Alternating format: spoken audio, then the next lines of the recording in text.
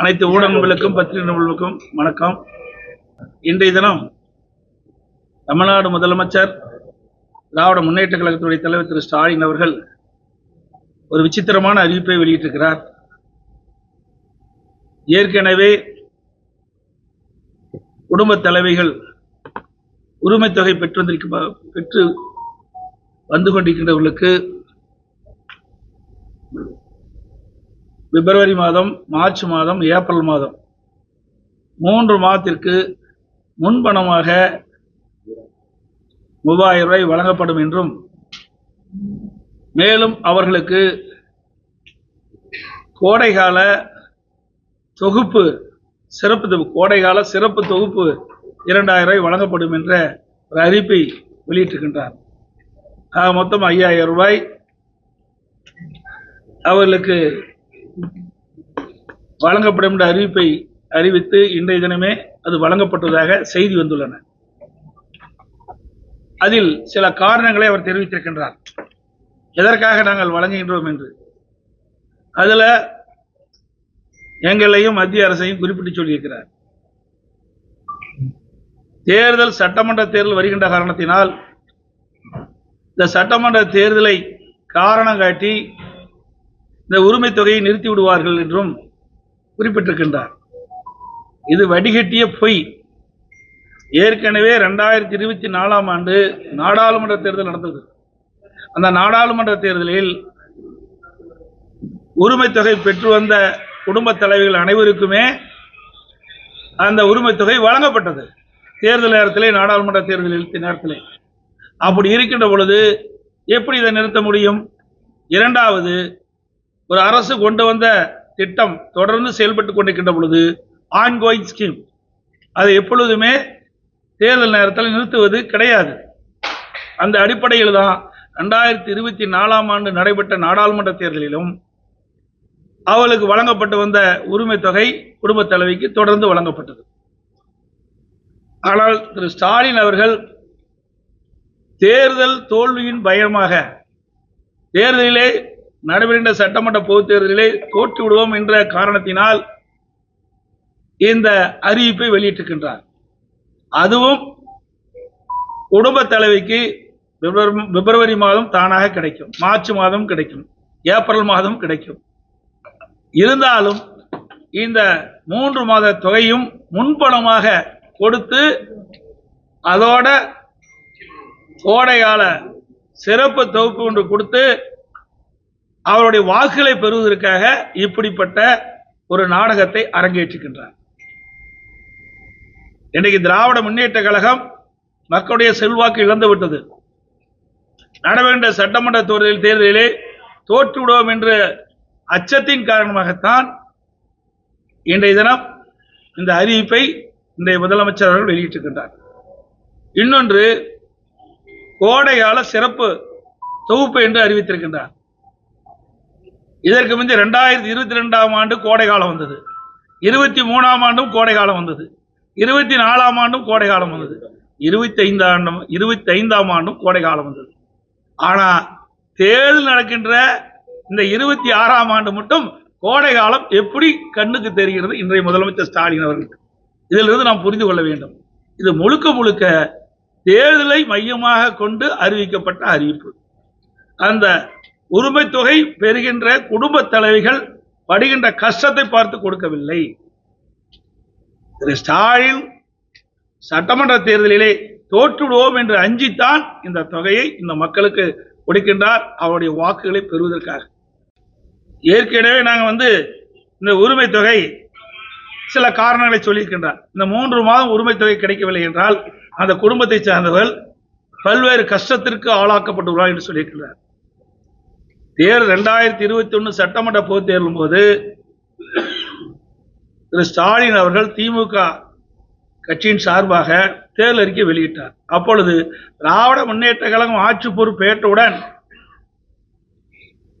குடும்ப தலைவர்களுக்கு மாதந்தோறும் 1000 ரூபாய் உரிமை தொகை வழங்கப்படும் என்ற அறிவிப்பை வெளியிட்டார். ஆனால் 27 மாத காலம் அந்த குடும்ப தலைவிக்கு உரிமை தொகை வழங்கப்படவில்லை.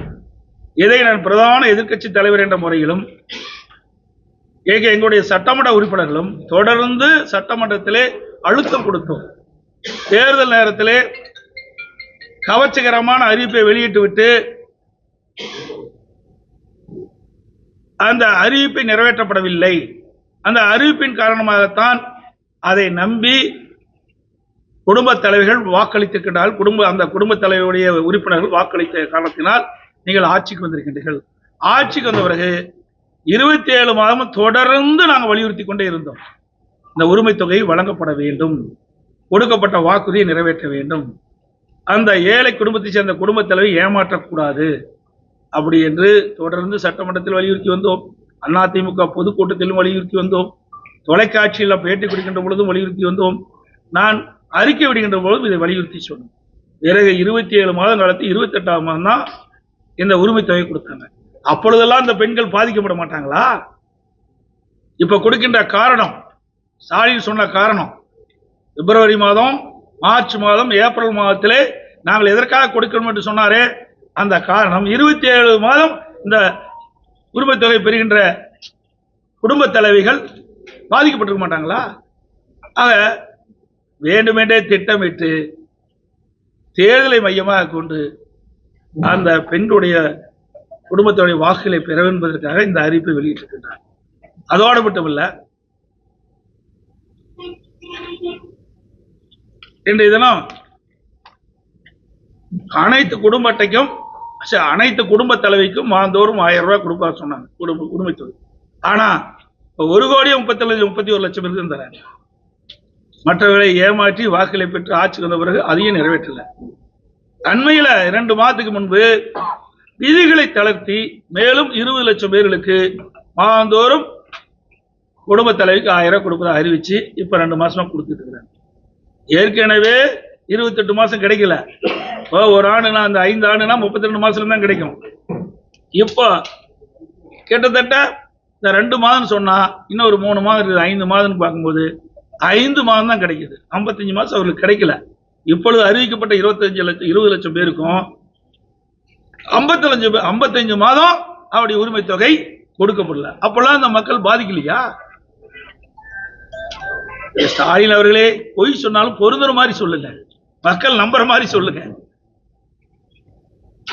இதுதான். அதோட லேப்டாப் நாங்கள் தொடர்ந்து வலியுறுத்தி வந்தோம். இது மாணவனுடைய திறமையை மேலும் வலுப்படுத்துவதற்கும் விஞ்ஞான கல்வி கிடைக்க வேண்டும் என்பதற்கு தான் மாண்பு அம்மா சிந்தனையில் ஒதுக்கப்பட்ட அற்புதமான திட்டம் இந்த மடிக்கணினி வழங்குகின்ற திட்டம். அதிமுக ஆட்சியில் சுமார் 52,36,000 பேருக்கு நாங்கள் கொடுத்தோம். இந்த ஆட்சி வந்த பிறகு அந்த திட்டத்தை அப்படியே முடக்கிட்டாங்க. இப்பொழுது இளைஞருடைய வாக்குகள் தேவை. ஸ்டாலினுக்கு தோல்வி பயம் வந்துட்டது. அதனால அவசரமாக கல்லூரி மாணவர்களுக்கு இப்போ இந்த லேப்டாப் கொடுக்குறாங்க. அதுவும் எப்ப கொடுக்குறாங்க? கொடுப்பதை நாங்கள் வரவேற்காதல எந்த மாற்று கருத்து கிடையாது. ஏன்னா அதிமுக ஆட்சியில் கொண்டு வரப்பட்ட திட்டம். ஆனா இந்த திட்டத்தை 2025 கல்லூரி திறக்கின்ற பொழுதே கொடுத்திருந்தா பயனுள்ளதா இருக்கு. அவர் கடன் உடனே வாங்கி மடிக்கணினி வாங்கின பிறகு இப்ப அதை கொடுக்கிறார். அதனால அதுவும் மக்களுக்கு ஒரு உபயோகம் இல்லாம போச்சு. இன்றைக்கு 3 ஆண்டு பட்டப்படிப்பு படித்து முடிக்கின்றவர்களுக்கு இப்ப கொடுக்குறாங்க. அதுவும் பிரயோஜனம் இல்லை.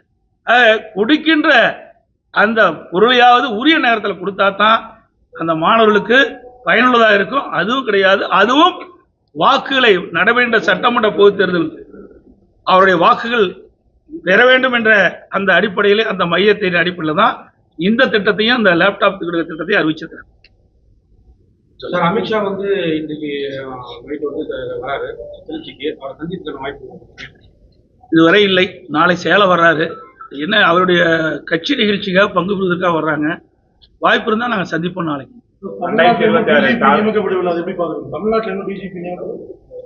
ஏற்கனவே பலமுறை சொல்லிட்டேன்.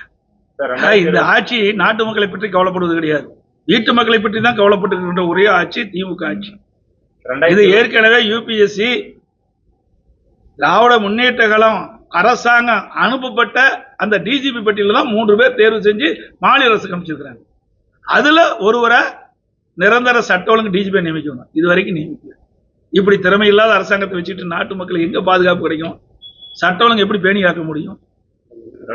பிஜேபி தலைவர் நயனா நாகேந்திரன் வந்து அதிமுக ஆட்சி தான் அமையும் சொல்லிட்டாரு. அது அமித்ஷா சொல்லுவாருங்களா? எங்க ஏற்கனவே தான் சொல்லிட்டாரு, இன்னும் எத்தனை தடவை தான் கேட்பீங்க, தெளிவா சொல்லிட்டாரு. இன்னும் நீங்க எல்லாம் பத்திரிக்கை தான் வச்சிருக்கீங்க, ஊடக நண்பர்கள். முதல்ல ஐடிசி சோழா ஹோட்டல்ல முதல் பேட்டி கொடுத்தாரு. இந்த பேட்டி பார்த்தீங்களா இல்லையா? பார்த்தீங்களா இல்லையா? அது என்ன சொன்னாரு?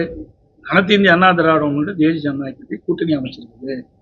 இந்த கூட்டணிக்கு அதிமுக தான் தலைமை தாங்கும், அதிமுக தான் ஆட்சி அமைக்கும், எங்களுடைய கூட்டணி முதலமைச்சர் வேட்பாளர் இபிஎஸ். தெளிவா சொல்லியாச்சு.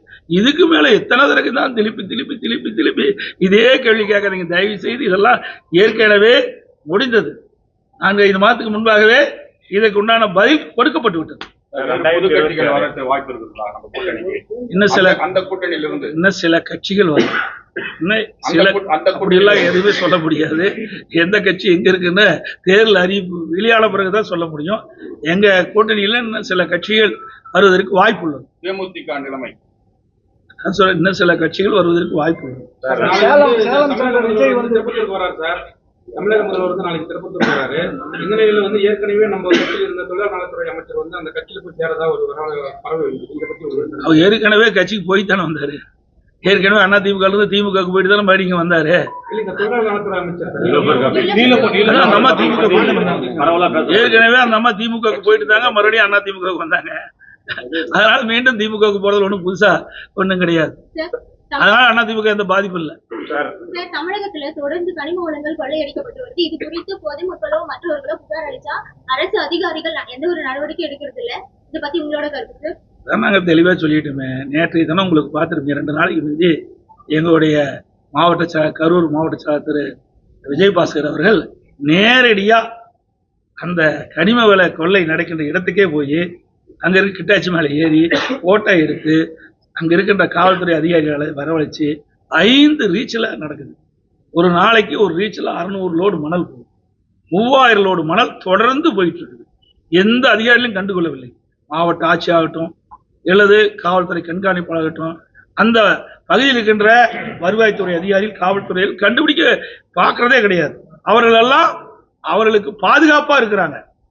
அதிமுக ஆட்சி மலர்ந்த உடனே இந்த கனிம வள கொள்ளையில யாரெல்லாம் ஈடுபட்டார்களோ, அதற்கு யாரெல்லாம் துணை போன அதிகாரி இருக்கின்றார்களோ அவர் மீதெல்லாம் சட்டப்படி நடவடிக்கை எடுக்கப்படும். 2026 தமிழக வெற்றி கழக வருகை யாருடைய வாக்கு சார்? இன்னும் ஒரு தடவை கூட தேர்தலையும் அவர் சந்திக்கலையே. தேர்தலை சந்திச்சா தானே தெரியும். தேர்தலை சந்திக்கிறதுக்கு முந்தி யாரையும் கண்டுபிடிக்க முடியாது. இன்னைக்கு நம்ம தமிழக வாக்காளர் பெருமக்கள் விழிப்புணர்வுடையது. யாருக்கு வாக்களிக்க வேண்டும் என்று நன்றாக தெரியும். எந்த ஆட்சி வந்தா நாட்டு மக்களுக்கு நன்மை கிடைக்கும் என்பதும் தெரியும். இன்னைக்கு அதிமுக 31 ஆண்டுகாலம் ஆட்சி புரிந்த கட்சி, பொன்விழா கண்ட கட்சி. இந்த கட்சியில் தான் இன்னைக்கு தமிழகம் இந்த அளவுக்கு இந்தியாவிலே உயர்ந்த நிலையில் வருவதற்கு காரணமே அதிமுக தான். இன்னைக்கு அதிமுக ஆட்சியுடைய வரலாறு நாட்டு மக்களுக்கு தெரியும். அதிமுக ஆட்சியில இன்றைக்கு மாணவர்களுக்கு கொடுக்கப்பட்ட பல நன்மைகள் நன்றா தெரியும். எத்தனை கல்லூரியில் நாங்கள் திறந்திருக்கிறோம், எத்தனை மாவட்டத்தை நாங்கள் உதயமாக்கி இருக்கிறோம், எத்தனை தாலுகா திறந்திருக்கிறோம், எத்தனை மருத்துவக் கல்லூரி, சட்டக்கல்லூரி, இப்படி எல்லா வகையிலும் அதிமுக ஆட்சியில் தான் நாட்டு மக்களுக்கு நன்மை கிடைச்சிருக்கு. சேலத்துல 10 நாள் பேசிக்கிட்டாரு. அம்மா வளர்த்த கட்சியும் எம்ஜிஆர் வளர்த்த கட்சியும் சரண்டர் ஆயிடுச்சு. ஏங்க அவருக்கு என்னங்க தெரியும்? ஒரு நிகழ்வு நடந்தது, நான் சொல்லக்கூடாது, திருப்பி கேட்கறதுனால சொல்றேன். ஒரு பிரச்சனை நடந்தது, 72 நாட்கள் வீட்டை விட்டே வரல. ஏன் விஜய் வீட்டு வரலைன்னு சொல்றாங்கிறாங்க. ஒரு தலைவரானா கேட்கத்தான் செய்வாங்க. அதுக்கு பதில் சொல்லித்தான் ஆகணும். நீங்க எத்தனை கேள்வி கேட்குறீங்க? திருப்பி நான் பதில் சொல்ல கூட திருப்பி கேட்குறீங்களா? ஒரு கட்சி துவங்கி விட்டா அந்த கட்சியில நிருபர்கள் கேட்கின்ற கேள்விக்கும் மக்கள் கேட்கின்ற கேள்விக்கும் பதில் சொல்வது அந்த கட்சியுடைய தலைவருடைய கடமை. ஆனா அந்த கடமை செஞ்சிருக்காரா? 15 நாள் அலுவலகத்தை மூடிட்டு போயிட்டாங்கல்ல. அப்புறம் எங்க போய் கட்சி நடத்தி மக்களுக்கு நன்மை செய்ய போறாங்க? ஒரு பிரச்சனையை சந்திக்கக்கூடிய திறன் கூட அவருக்கு இல்லையே. ஆனா நாங்க யாரையும் குறை சொல்லல. எல்லா மிகப்பெரிய ஜனநாயக நாடு இந்தியாவில். யார் வேணாலும் கட்சி துவங்கலாம், அந்த கட்சிக்கு தலைவராகலாம், மக்களை சந்திக்கலாம். மக்கள் தான் எஜமானர்கள். மக்களுக்கு கொடுக்கிற தீர்ப்பு தான் இறுதியான தீர்ப்பு. எங்களை பொறுத்த வரைக்கும் நிறைய செஞ்சிருக்கிறோம். நெஞ்ச நிமித்தி மக்கள்கிட்ட போய் சொல்றோம். ஏன் உங்க மாவட்டத்திலேயே இந்த இடத்துல வந்துட்டு இருக்கும்ல, இது புதிதாக தொடங்கப்பட்ட மாவட்டம் தானே. அடித்தட்டு மக்கள் அதிகமான வாக்கு அதிமுக எப்பவுமே. அதிமுக வாக்குகள் அந்த அடித்தட்டு மக்கள், தலித் மக்கள், இஸ்லாமியர் வாக்குகள் பிஜேபி சேர்ந்தனால இது வருமா உங்களுக்கு? எங்களை பொறுத்த வரைக்கும் அதிமுகவை பொறுத்த வரைக்கும் ஜாதிக்கும் மதத்துக்கும் அப்பாற்பட்ட கட்சி. நல்லா புரிஞ்சுக்க பாருங்க, எத்தனை பேர் ஜாதி இருக்கிறாங்க, எத்தனை மதத்தை சேர்ந்திருக்காங்க. அதிமுகவை பொறுத்த வரைக்கும் ஜாதிக்கும் மதத்திற்கும் அப்பாற்பட்ட கட்சி. எங்களுக்கு ரெண்டே ஜாதி, ஆண் ஜாதி பெண் ஜாதி, 2 ஜாதி தான் எங்க கட்சிக்கு இருக்குது. அதனால இந்த ஜாதி பத்தியோ மதத்தை பத்தியோ நாங்கள் எப்பொழுதும் முன்னிலைப்படுத்துவதே கிடையாது. மக்களுக்கு என்ன தேவை அதை எப்படி செய்யணும், அதுதான் எங்களுடைய தலையாய்க்கணுமோ, அதுதான் எங்களுடைய தலைவர்கள் எங்களுக்கு பயிற்சி கொடுத்த வழி. இன்னைக்கு என்ன தேர்தல் அறிவிப்பு? ஏற்கனவே 10 அறிவிப்பு கொடுத்துட்டு ஏற்கனவே பல அறிவிப்புகள் கொடுக்கப்பட்டு விட்டது. சரிங்களா? அப்பப்போ வரும் அறிவிப்பு. ஆனா இப்பதான் ரெண்டு கட்டமா அறிவிப்பு கொடுத்துருக்கிறோம். இந்த அறிவிப்பை பார்த்து பயந்துதான் ஸ்டாலின் இப்போ ஒரு விசித்திரமான அறிவிப்பை வெளியிட்டிருக்காரு. நாங்க கொடுக்கப்பட்ட இந்த 2 கட்ட அறிவிப்புகள் அனைத்து இந்திய அண்ணா திராவிட முன்னேற்ற கழகத்தின் சார்பாக நடைபெறுகின்ற சட்டமன்ற பொதுத் தேர்தலில் அதிமுக வெற்றி பெற்று வந்தா என்னென்ன அறிவிப்புகள் நிறைவேற்றும் என்று நாங்கள் அறிவிச்சோம். அதை அறிவிப்பை பார்த்து பயந்து இப்பொழுதுதான் ஒரு விசித்திரமா ஒரு அறிவிப்பை வெளியிட்டிருக்காரு. அனைத்துக்கும் பொதுவான கோடைக்காலம் அவர் குறிப்பிட்டவங்களுக்கு தான் கொடுக்குறாரு. கோடைக்கால சிறப்பு தொகை அனைவருக்கும் வழக்கத்தை நீங்க வலியுறுத்துவீங்களா சார்? அவருக்கு ஏதோ ஒரு காரணத்தை சொல்றாரு. நீங்க அதுல போய் உள்ள போது கேட்கறீங்களா? எனக்கு அதெல்லாம் சொல்லிட்டேன். கோடைக்காலம் இப்பதான் வந்ததா? 22ஆம் ஆண்டு வந்தது, 23ஆம் ஆண்டு வந்தது, 24ஆம் ஆண்டு வந்தது, 25ஆம் ஆண்டு வந்தது. இந்த ஆட்சி வந்த பிறகு 4 கோடைக்காலம் வந்துடுது. இப்ப 5வது கோடைக்காலம். இந்த கோடைக்காலம் தேர்தலை நோக்கி இருக்கின்ற கோடைக்காலம். அதனாலதான் இந்த காரணத்தை சொல்லி அவள் இந்த அறிவிப்பு கொடுத்துருக்காரு. பாராளுமன்றத்தில் பெண் காங்கிரஸ் எம்பிகள் நடந்து கொண்ட விதத்தை பற்றி சார் அது முழுமையா எனக்கு தெரியாது. படத்தை பார்த்தா நான் பார்க்க அங்க நடந்த நிகழ்வுகள் இன்னும் தெரியாது.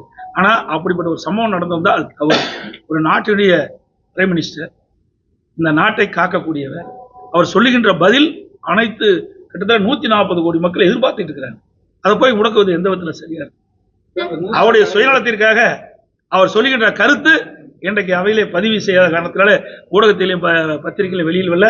நாட்டு மக்களுக்கு என்ன அவர் பதில் சொல்வார் என்று எதிர்பார்த்துட்டு இருந்தாங்க. அதை இவர்களால் கெடுக்கப்பட்டு விட்டது.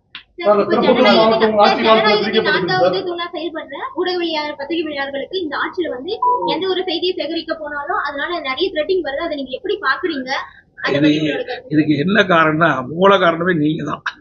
நீங்க சரியான முறையில ஒளிபரப்பு செஞ்சு சரியான முறையில செய்தி வெளியிட்டீங்களா?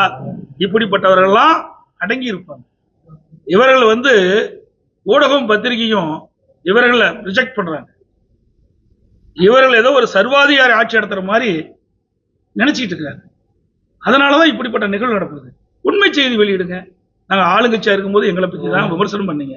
எதிர்கட்சியா இருக்கும் போதும் ஊடக நம்பர்களும் பத்திரிகைகளும் எங்களை பற்றி தான் விமர்சனம் செய்யறீங்க. விமர்சனம் செய்யுங்க. நாங்க அதெல்லாம் கவலைப்படுறதே கிடையாது. எங்களை பொறுத்த வரைக்கும் எங்களுடைய தலைவர்கள் காட்டிய வழியில் நாங்கள் சென்றுட்டு இருக்கிறோம். ஆனா திமுக அப்படிப்பட்ட கட்சி அல்ல. முதல் ஊடக நம்பர்கள் பத்திரிகைகள் புரிஞ்சுக்குங்க. தவறு இருந்தா தவற உடனே சுட்டி காட்ட வேணும். நேற்றைய தினம் நினைக்கிறேன் எங்களுடைய முன்னாள் அமைச்சர் எனக்கு நேரடியாக களத்தில் போய் கனிம வள கொள்ளைய பார்க்குற எல்லா ஊடகத்திலும் திருப்பி காட்டுங்க. அப்பதான் அவர்கள் பயப்படுவாங்க. செய்கின்ற ஊழல் மக்களுக்கு தெரிவிக்க வேணும். அந்த கடமை ஊடகத்துக்கு பத்திரிகை இருக்குது. அப்படி காட்டுகின்ற பொழுதுதான் அவர்கள் பயப்படுவாங்க. இல்லை என்றால் அதில் அடிக்கின்ற கொள்ளையை வைத்து, அதில் செய்கின்ற ஊழல் மூலமாக வருகின்ற பணத்தை வைத்து இன்றைக்கு இப்படி அடக்குமுறைகள்லாம் இன்றைக்கு செஞ்சுட்டு இருக்கிறாங்க. இன்னைக்கு பத்திரிகையாளர் அடிக்கிறது, போய் பத்திரிகையாளர் படம் பிடிக்க போனால் அவர் கேமரா கொடுக்கறது, கேமரா உடைக்கிறது, பத்திரிகையாளர் தாக்குவது, இதெல்லாம் என்ன காரணம்?